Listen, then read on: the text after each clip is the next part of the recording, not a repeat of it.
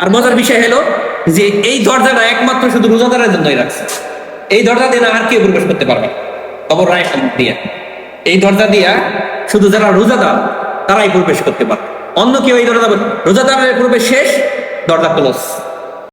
আজকের টপিক হচ্ছে যে এই আল্লাহ তাআলার নৈকট্য হাসিল করার মাধ্যম রোজা ধরা। কি বলেন?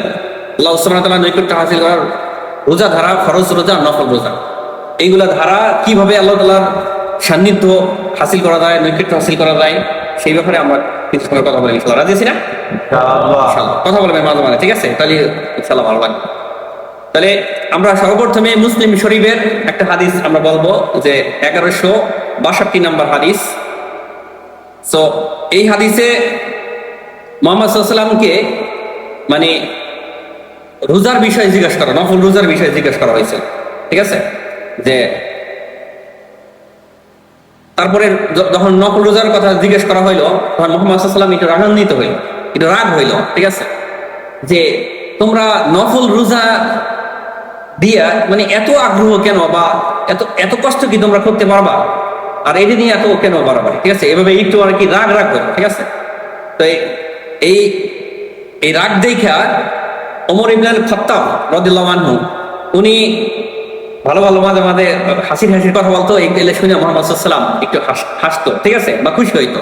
তো রাগ দেখা তো ওমর ইবনে খাত্তাব উনি মুহাম্মদ সাল্লাল্লাহু আলাইহি ওয়াসাল্লামের চারটা কথা বললেন, ঠিক আছে? যে একটা কথা হচ্ছিল যে আমরা আল্লাহ সুবহানাহু ওয়া তাআলাকে পেয়ে সন্তুষ্ট, আলহামদুলিল্লাহ, ঠিক আছে? 2 নম্বরে বললো যে আমরা ইসলাম পেয়ে সন্তুষ্ট। 3 নম্বর বললো আমরা মুহাম্মদ সাল্লাল্লাহু আলাইহি ওয়াসাল্লামের রাসূল হিসেবে পেয়ে সন্তুষ্ট। 4 নম্বরে বললো যে আমরা মুহাম্মদ সাল্লাল্লাহু আলাইহি ওয়াসাল্লামের হাতে বায়াত রাইখে সন্তুষ্ট, আলহামদুলিল্লাহ, ঠিক আছে? এই 4টা কথা শুনে মুহাম্মদ সাল্লাল্লাহু আলাইহি ওয়াসাল্লাম একটু খুশি হইলো। ওই যে এর আগে নফল রোজা নিয়ে প্রশ্ন করার একটু রাগ হইলো, এখন আবার খুশি হয়ে গেছে এই কথা শুনে, ঠিক আছে? তাই যখনই মুহাম্মদ সাল্লাল্লাহু আলাইহি ওয়াসাল্লাম একটু খুশি খুশি বাদ লাগলো, তখন সাহাবী রাদিয়াল্লাহু আনহুম সুযোগ পাইলো তাকে প্রশ্ন করার জন্য। তাই এই তাকে খুশি পেয়ে বরাবর 7টা প্রশ্ন করলো, ঠিক আছে? এই নফল রোজার বিষয়ে 7টা প্রশ্ন করলো। যে কেউ যদি, 1 নম্বর প্রশ্ন কি শুনেন মজাদার, কেউ যদি আমার সাথে বলেন মুহাম্মদ সাল্লাল্লাহু আলাইহি ওয়াসাল্লামের করা প্রশ্ন করলো 7টা প্রশ্ন ছিল। 1 নম্বরের প্রশ্ন হলো যে কেউ যদি সারা বছর রোজা রাখে, হ্যাঁ, কেউ যদি সারা বছর রোজা রাখে এই বিষয়ে আপনি কি বলেন ইয়া রাসূলুল্লাহ সাল্লাল্লাহু আলাইহি ওয়াসাল্লাম? 1 নম্বর হচ্ছে যে সারা বছর রোজা রাখবে, যে মনে হইলো যে সে রোজা রাখেও নাই ভাঙেও নাই। যদি কেউ সারা বছর রোজা রাখে, মনে হইলো কি কেউ রোজা রাখেও নাই ভাঙেও নাই, মানে সে রোজা রাখার যে কষ্ট আর রোজা না রাখার যে কষ্ট সেটা সে বুঝতে পারলো না, ঠিক আছে? এরকম কিছু বুঝে দাও। আর এই 2 নম্বরে বললো যে 2 দিন রোজা রাখবে আর 1 দিন সে রোজা রাখবে না, আবার 2 দিন রাখবে। তো এই কথা, এইটার উত্তরে রাসূলুল্লাহ সাল্লাল্লাহু আলাইহি ওয়াসাল্লাম বললেন যে এরকম কে আছে যে 2 দিন সে রোজা রাখবে, 1 দিন ভাঙবে, আবার 2 জন রাখবে, মানে অনেক কষ্টকর, ঠিক না? 2 জন রোজা রাখবে, 1 দিন ভাঙবে, অনেক কষ্ট, এরকম কে আছে? তো এটাও আল্লাহ রাসূল সাল্লাল্লাহু আলাইহি ওয়াসাল্লাম পরিপূর্ণ সাপোর্ট দিলেন না, ঠিক আছে? বললো যে এরকম কে আছে, কিন্তু নিষেধও করলেন, হ্যাঁ। 3 নম্বরে যদি কেউ 1 দিন রোজা রাখে, 2 দিন রোজা না রাখে, মানে 1 দিন রোজা রাখলো আবার 2 দিন রাখলো না, আবার 2 দিন পরে আবার 1 দিন রোজা রাখলো, আবার 2 দিন রাখলো না, আবার 1 দিন রোজা রাখলো, মানে 1 দিন রোজা রাখলো, 2 দিন গ্যাপ, আবার 1 দিন রোজা। এই সম্বন্ধে রাসূলুল্লাহ সাল্লাল্লাহু আলাইহি ওয়াসাল্লাম আপনি কি বলেন? তা বললো হ্যাঁ, এরকম রোজা যদি আল্লাহ সুবহানাহু ওয়া তাআলা সবাই তৌফিক দান করতো, ঠিক আছে? যে 1 দিন রোজা রাখলো, 2 দিন গ্যাপ দিল। বলেন 3 নম্বর কি বললো? 1 দিন রোজা, 2 দিন গ্যাপ দিল। 1 দিন রোজা রাখলো, 2 দিন গ্যাপ দিল। তাই এর উপরে আল্লাহ রাসূল সাল্লাল্লাহু আলাইহি ওয়াসাল্লাম দোয়া করলেন যে হ্যাঁ, যদি এরকম সবার ক্ষেত্রে যদি আল্লাহ তাআলা তৌফিক দিতেন, এরকম দোয়া করে। তো 4 নম্বর প্রশ্ন করলেন যে কেউ যদি 2 দিন রোজা রাখে, 1 দিন বন্ধ দেয়, ঠিক আছে? আবার 2 দিন রোজা রাখবে, 1 দিন বন্ধ দেবে, আবার 1 দিন রোজা রাখবে, 1 দিন বন্ধ দেবে, ঠিক আছে? তাহলে বললো যে এরকম সে আগের মতনই, এরকম কে আছে যে রোজা রাখতে পারে? তো এরপরে 5 নম্বর প্রশ্ন করলো যে ইয়া রাসূলুল্লাহ, 5 নম্বর এখন যে ইয়া রাসূলুল্লাহ, কেউ 1 দিন রোজা রাখবে আবার 1 দিন বন্ধ দেবে, ঠিক আছে? 1 দিন রোজা রাখবে আর 1 দিন বন্ধ দেবে, এই ব্যাপারে আপনি কি বলেন? বললো যে এই রোজা তো আমার ভাই দাউদ আলাইহিস সালাম রাখতেন, একদিন রোজা, এটা হলো দাউদ আলাইহিস সুন্নাহ, ঠিক আছে? দাউদ আলাইহিস সালাম একদিন রোজা রাখতেন, আরেকদিন কি করতেন? সে গ্যাপ দিতেন। 6 নম্বরে প্রশ্ন করলেন যে আরাফার দিনে রোজা রাখলে, রোজা যদি রাখে আপনি কি বলেন? তো আরাফার দিনে রোজার কথা বললো যে হ্যাঁ, এই দিনে রোজা রাখলে আগের 1 বছরের গুনাহ মাফ, আর পরের 1 বছরের। তো তার পরবর্তী আর একটা প্রশ্ন করলেন যে ইয়া রাসূলুল্লাহ, যদি কেউ যে আশুরা রোজা রাখে, মানে আশুরা মুহররমের রোজা, ঠিক না? 10 তারিখে মুহররম মাসের 10 তারিখে যে আশুরা যে রোজা আছে, এই রোজার ব্যাপারে আপনি কি বলেন? আল্লাহ রাসূল সাল্লাল্লাহু আলাইহি ওয়াসাল্লাম বলেন যে এই রোজা যদি কেউ রাখে 1 বছর আগের গুনাহ তার মাফ। সুবহানাল্লাহ বিদেন না? যদি আশুরা রোজা রাখে, হ্যাঁ, মুহররম মাসের 10 তারিখে, তাহলে আল্লাহ সুবহানাহু ওয়া তাআলা তার পূর্বের 1 বছরের গুনাহ মাফ করে দেবেন। তারপরে আল্লাহ রাসূল সাল্লাল্লাহু আলাইহি ওয়াসাল্লাম শেষ একটা প্রশ্ন করলেন যে ইয়া রাসূলুল্লাহ, সোমবারে রোজা রাখার ব্যাপারে আপনার মত কি? সোমবারে বলছে হ্যাঁ, সোমবারে রোজা তো এটা তো আমি তো জন্মগ্রহণ, আল্লাহ আমাকে সৃষ্টি করছেন সোমবারের রোজা। আর ভাই তোমরা একটু আসতে কেন, যুদ্ধ করো নাকি? সোমবারের রোজা রাখার ব্যাপারে আল্লাহ সাল্লাল্লাহু আলাইহি ওয়াসাল্লাম বলছে এই দিনে আমি রোজা রাখি, এই দিনে আমাকে সৃষ্টি করা হয়েছে, এবং এই দিনে আমার উপরে কোরআন নাজিল হওয়া শুরু হয়েছে, ঠিক আছে না? তো এই সোমবারের রোজা রাখার ব্যাপারে আল্লাহ রাসূল সাল্লাল্লাহু আলাইহি ওয়াসাল্লাম কি বলছেন, মানে অনুমতি দিয়েছেন যে সোমবার রোজা রাখা যাবে, ঠিক আছে না? ইনশাআল্লাহ আমরা জানি সোমবার রোজার ব্যাপারে জানি।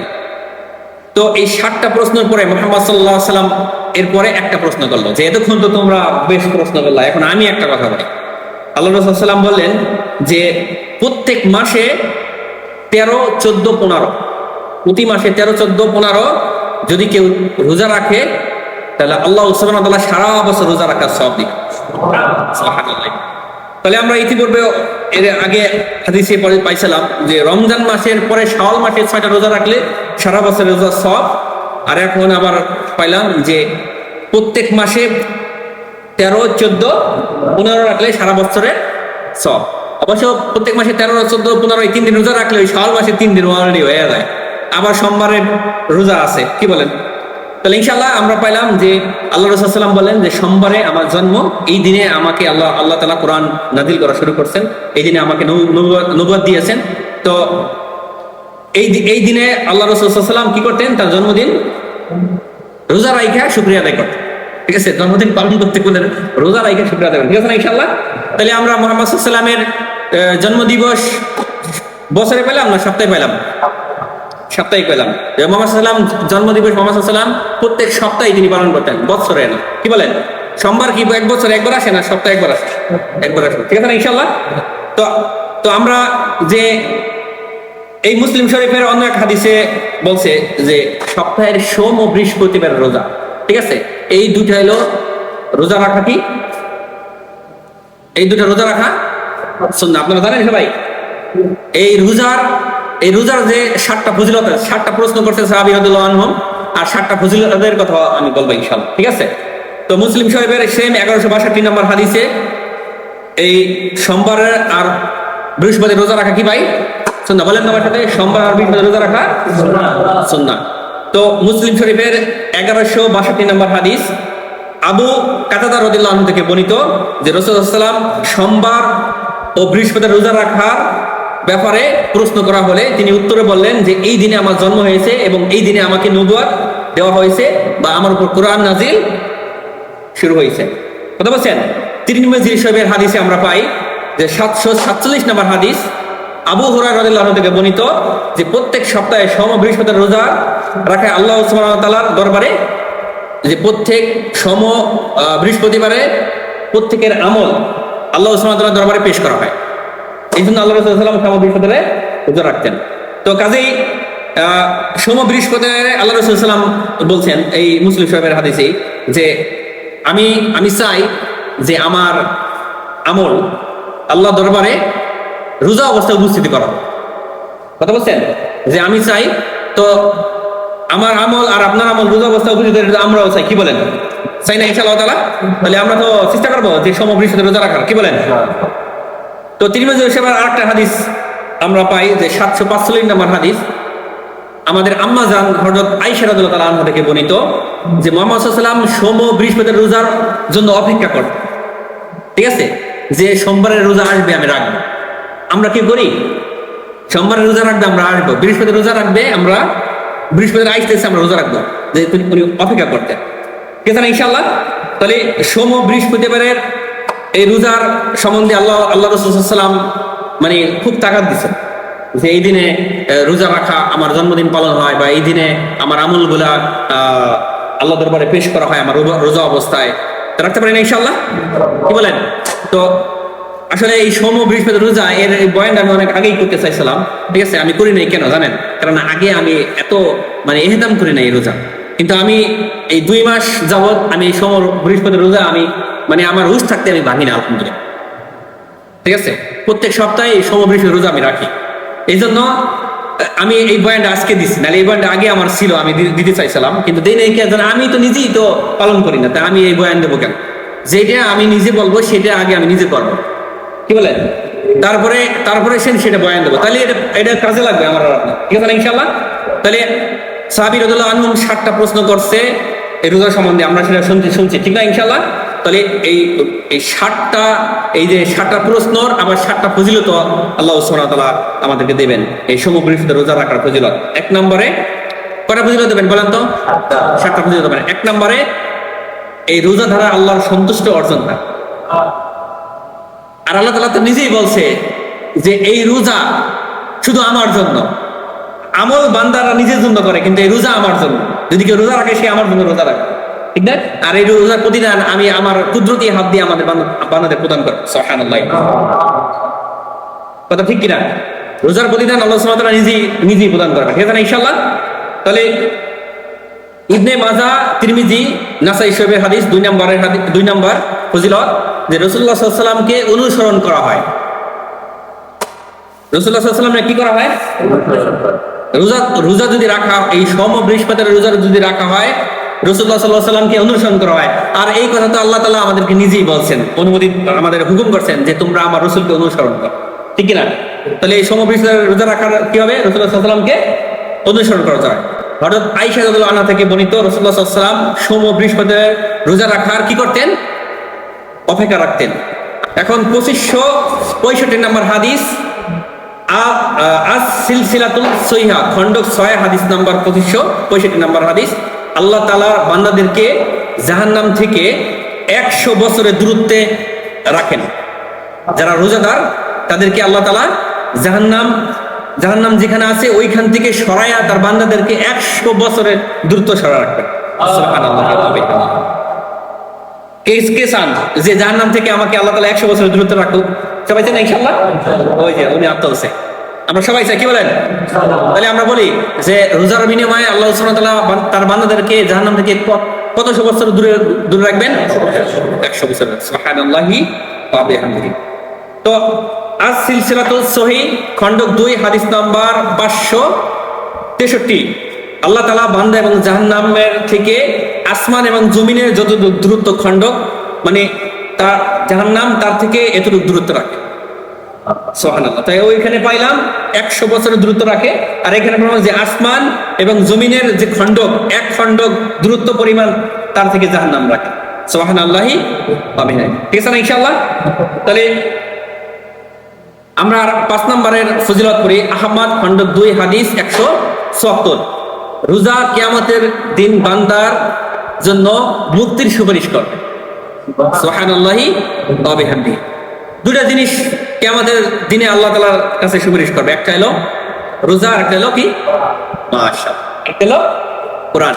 রোজা বলবে, ইয়া আল্লাহ, তুমি আমার এই প্রিয় বন্ধুদের মাফ করে দাও। কেন?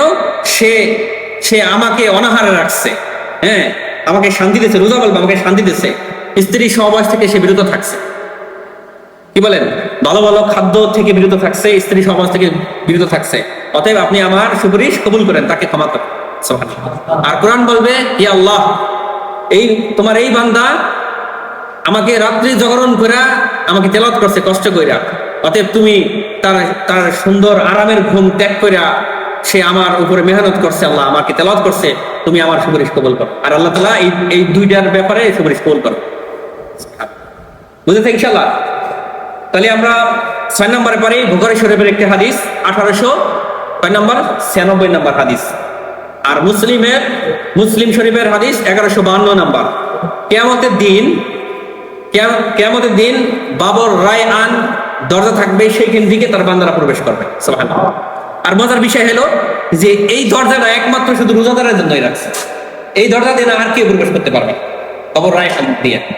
এই দরজা দিয়া শুধু যারা রোজাদার তারাই প্রবেশ করতে পারবে, অন্য কেউ এই দরজা, রোজাদারের প্রবেশ শেষ, দরজা ক্লোজ, এই দরজা দিয়ে আর কেউ প্রবেশ করতে পারবে না। সুবহানাল্লাহ। তাই যারা আপনারা রোজা রাখবেন, ঠিক আছে, আল্লাহর সন্তুষ্টির জন্য রোজা রাখবেন, তারাই এই দরজা প্রবেশ করতে পারবে। ঠিক আছে না ইনশাআল্লাহ?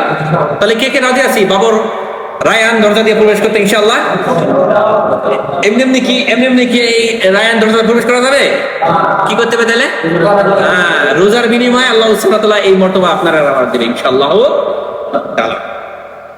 তাহলে রোজা তাহলে, আর মজার একটা বিষয়, আবু বকর সিদ্দিক রাদিয়াল্লাহু তাআলা আনহু জিজ্ঞেস করেছিল রাসূলুল্লাহ সাল্লাল্লাহু আলাইহি ওয়াসাল্লামকে যে ইয়া রাসূলুল্লাহ, এই দরজা দিয়া বাবর রায়আন দিয়া রোজা তারা প্রবেশ করবে, তাহলে এমন কোন বান্দা কি আছে যে প্রত্যেক দরজা দিয়ে তাকে ডাকবে?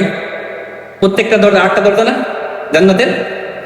8টা নেই, 8টা দরজা দিয়া যে এমন কোন বান্দা আছে যে তাকে প্রত্যেক দরজা দিয়ে ডাকবে? তো নবী সাল্লাল্লাহু আলাইহি ওয়াসাল্লাম বলছিল যে হ্যাঁ আছে, তুমি। ঠিক আছে, সুবহানাল্লাহ। আবু বকর সিদ্দিক রাদিয়াল্লাহু আনহুকে প্রত্যেক দরজা দিয়ে তাকে কি ডাকা, ঠিক আছে না ইনশাআল্লাহ? তাহলে 7 নম্বর সহিহ আহুল জামে হাদিস নাম্বার 6224, রোজা অবস্থায় ইন্তেকাল করার সম্ভাবনা ও জান্নাত লাভ। রোজা অবস্থায় ইন্তেকাল করার সম্ভাবনা ও জান্নাত লাভ। যদি আপনি 2টা রোজা সপ্তাহে রাখেন তাহলে সম্ভাবনা থাকে একটু, কি বলেন, হয়তো 25% থাকতে পারে।